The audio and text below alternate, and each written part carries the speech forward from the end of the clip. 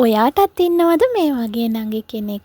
මගේ අක්කගේ බර්ත්ඩේ එකට තමයි මම මේ ඕඩර් එක දාන්නේ.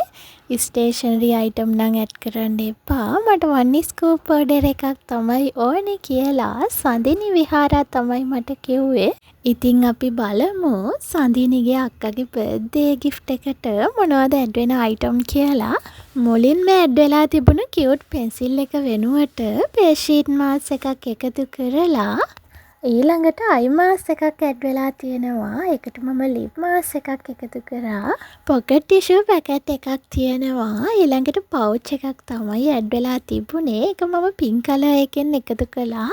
අයිබ්‍රෝ පෙන්සිල් එකයි, හෑන්ඩ් ක්‍රීම් එකයි, පර්ෆියුම් එකයි සඳිනිගේ අක්කගේ ගිෆ්ට් එකට ඇඩ් වෙලා තියෙනවා. පේස් එකට good result ගන්න පුළුවන්. මෙන්න මේ පීච් මාස් එකත් ඔන්න සඳිනි අක්කට ඇඩ් වෙලා තියෙනවා.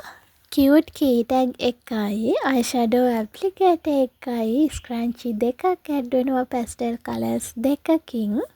මිනි ක්ලිප්ස් 3ක් ඇඩ් වෙනවා කලර්ස් 3කින්. මිනි බූල්ස් ඇඩ් වෙනවා පර්පල් කලර් එකෙන්.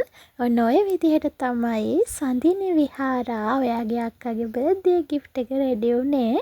ඉතින් මම විශ් කරනවා සඳිනි ඔයාගේ අක්කට සුබම සුබ වාසනාවන්ත උපන්දිනයක් වේවා.